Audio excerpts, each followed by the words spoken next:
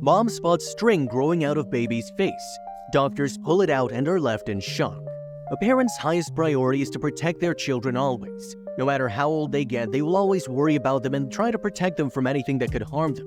However, there are times when even the most cautious parents in the world cannot protect their children from pain. Because even those things that we think are harmless one day without knowing how can become a death threat. Aaron and Emma Whittington were good parents, or at least they tried their best. Their married life was as normal as any other couple their age. They were both 35 and had been dating since high school. Their relationship had had multiple ups and downs, as is to be expected in such a long-term relationship, but no problem was serious enough to break them apart. Aaron was a high school music teacher, although in recent years he'd also been a freelance video game soundtrack composer and was doing very well. Emma, on the other hand, was in finance and worked at a bank branch near their home. They were a traditional couple brought up according to the Christian values their parents had instilled in them, but they adapted to modern times. They were good people, of that no one has the slightest doubt. And there was nothing they wanted to be more in the world than parents.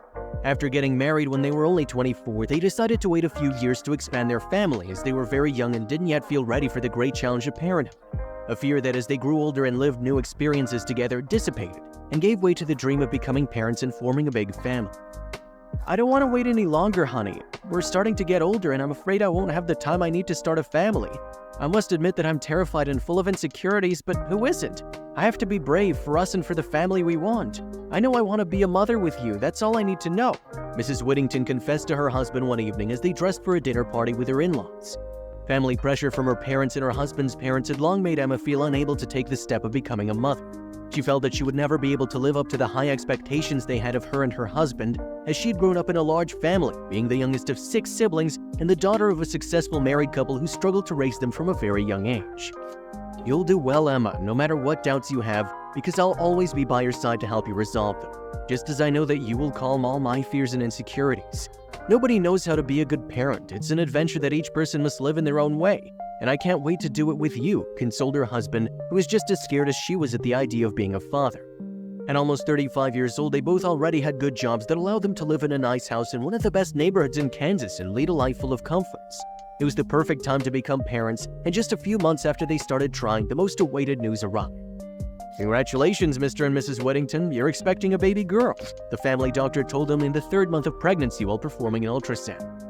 "You can rest assured the baby's growing on schedule and her heart's beating strongly. In just a few months, you'll be able to hold your little girl," the doctor hastened to explain, seeing Emma's worried face, who kept looking in amazement at the monitor where her baby was slowly moving. Emma had an easy pregnancy and gave birth to her daughter during the early morning hours of August 4th, 2022. A beautiful golden-haired, blue-eyed baby girl they'd named Mia. And it was at that very moment when she held her baby in her arms for the first time that all the doubts and fears which Emma had accumulated through the years and all her pregnancy vanished. She could only feel happiness, and when she looked at her daughter, she felt capable of anything. She'd never felt anything like it before. But while the Whittingtons' first moments as parents were sweet, the first few months of Mia's life were not without drama and the occasional trip to the hospital. Emma and her husband would panic at the drop of a hat, and as soon as they felt panic set in and thought the child was sick, they would rush her to the hospital. Most of the time, however, all these emergencies turned out to be nothing more than little scares, typical of first-time parents who had read too many parenting books and emergency protocols for newborns. They should relax and try to get some more rest. Little Mia's fine. It's normal for babies to cry and suffer from colic during their first months of life. Almost all babies suffer from them, and I assure you they don't pose any risk to the child's health. As they come, they'll go away. You just have to be patient and wait for her body to get stronger. Now go home and try to get some rest while Mia's asleep, okay? Relax, you're doing great," Mia's pediatrician explained, trying to lighten the mood, when for the 3rd time in less than 2 weeks, the couple went to the emergency room because Mia wouldn't stop crying at night at the top of her lungs. The couple returned home exhausted as they'd been unable to sleep for 2 weeks in a row due to the baby's colic. That day, they managed to sleep for more than an hour at a time, and after the conversation with the doctor, they decided to take it all a little easier. "You have to rest now, honey. We can't think that the child's in danger all the time. In the end, we're the ones who'll get sick, and if we're not well, he'll take care of her. You understand, don't you?" Aaron told his wife in the days following his last visit to the emergency room. The man was exhausted, and his eyes were swollen from not being able to sleep. "I understand you, Aaron. I'll try to relax, I promise. I can't help being worried. I see her so small and helpless that I think anything can hurt her. It's not healthy for us to be so worried, though. You're right, we should rest more for our sake and hers. Emma was as tired as her husband, and although she felt really guilty for feeling like this, she needed to pace herself more. She'd end up getting sick. Unfortunately, it was precisely during the weeks in which the couple tried to take it all in stride when what they feared most happened. Mia suffered a strange infection and needed to be admitted to the hospital urgently. It all happened one morning while Emma was changing her daughter's diaper, noticing that the girl's jaw was swollen. As she moved her and approached to check, the mother was horrified to see that her baby, only 7 months old, had a large lump protruding from under her jaw. "Aaron, there's something wrong with the baby, something serious. This time it's not my imagination. We gotta take her to the hospital right away." Emma shouted to her husband as she took her child in the arms and clumsily tried to prepare her bag. She was hysterical and had started crying, fearing the worst. They rushed their daughter to Hutchinson, Kansas Regional Medical Center, where emergency physicians examined her and determined it was an inflamed gland caused by bacterium. Doctors administered an antibiotic to treat the suspected infection, and after 2 hours of observation and testing, the family was sent home. The next day, the swelling seemed to have subsided, and Mia didn't seem to be unwell, so the Whittingtons relaxed and waited for the treatment to take effect. Unfortunately, it didn't.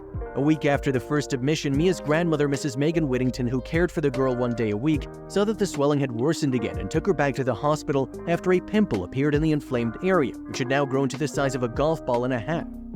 "It looks like Quasimodo. You'll understand why I'm worried. I don't think that what my granddaughter has developed is normal. Please investigate thoroughly what the cause is," said her grandmother to the doctors, very upset after seeing the state the girl was in.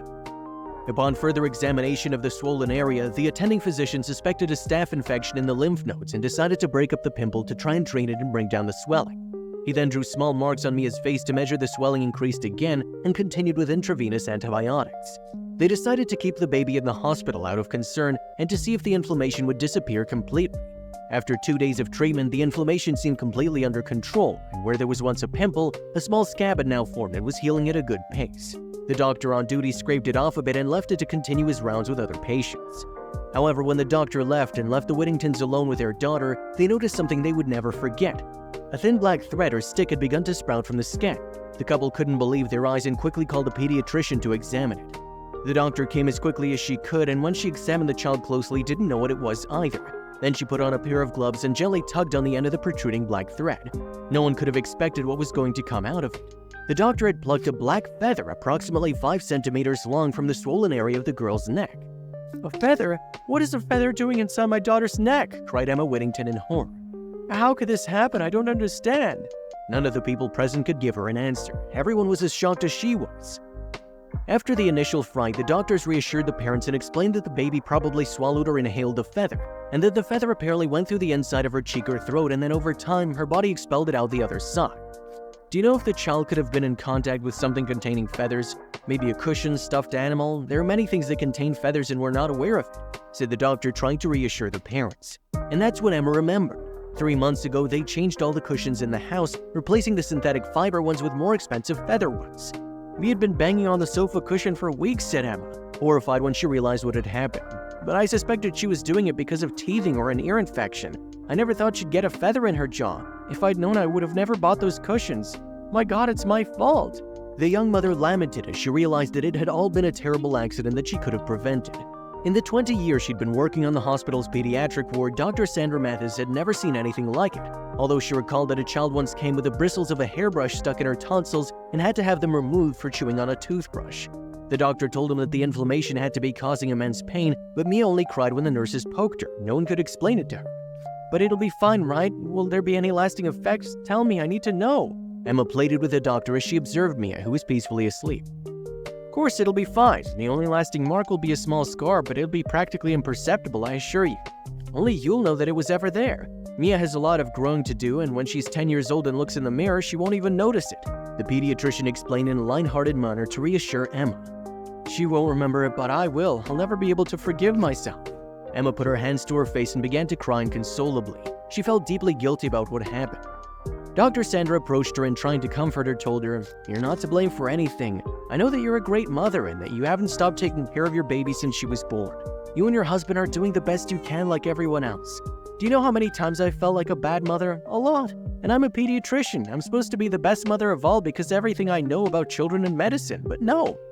When you become a mother, everything you thought you knew changes, and you feel like a child again to whom you have to explain everything. So no, you're not guilty of what has happened. It's been an accident, that's it."